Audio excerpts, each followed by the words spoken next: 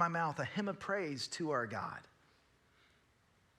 As many of you know, for the last couple years, I've been working really hard to kind of walk in step with the Spirit rather than running out ahead and telling God what to do, as I've done so often in the past. In fact, one of my favorite theologians, his name is N.T. Wright, once said this: "It is only when we slow down our lives that we can catch up to God."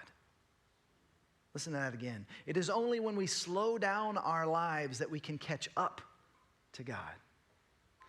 And what's been remarkable is in slowing down in order to stay connected with the Spirit of God, instead of doing things and then asking God to bless what I've just done, asking Him to lead and to guide me, kind of cooperating with, even a feeling of partnering with God, I've seen some really remarkable things. Now, for 5 years, I've tried to interview N.T. Wright, this theologian I just mentioned. I was trying to interview him for this podcast that I do for pastors and church leaders. Now, I own 40 of his 80 books. I haven't read 40 of them. I own 40 of these 80 books that he's written. He's shaped so much of my understanding of how to apply the scriptures to our lives. And it's a story too long to share on a Sunday morning, but I was able to interview him just 3 weeks ago. And it included all sorts of crazy things: a trip to Houston, a bag of Buc-ee's candies, a thank you note, another email to the guy who told me no for 5 straight years, and now we're doing a cohort together, and finally this interview happened. It's all these really unique things that only God could do.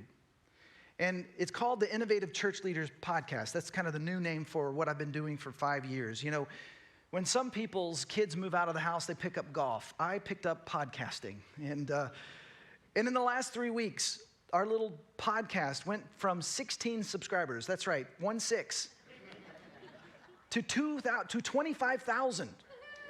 Isn't that crazy? Before I interviewed Dr. Wright, the most viewed video on YouTube was 179. His interview has 72,000. Isn't that crazy? Now, here's a picture. The guy who edits the video, somehow it looks like I have a halo around my head.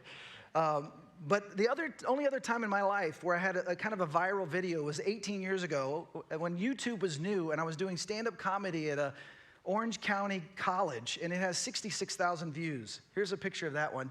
It's back when the world was blurry.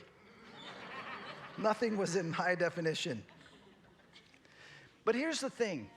What I've discovered in my life is that sometimes God gives us little gifts of His grace to remind us that we can trust Him when He has to say no to other big things in our life. God wants to partner with you. He's inviting you into an incredible adventure. I find myself almost on a daily basis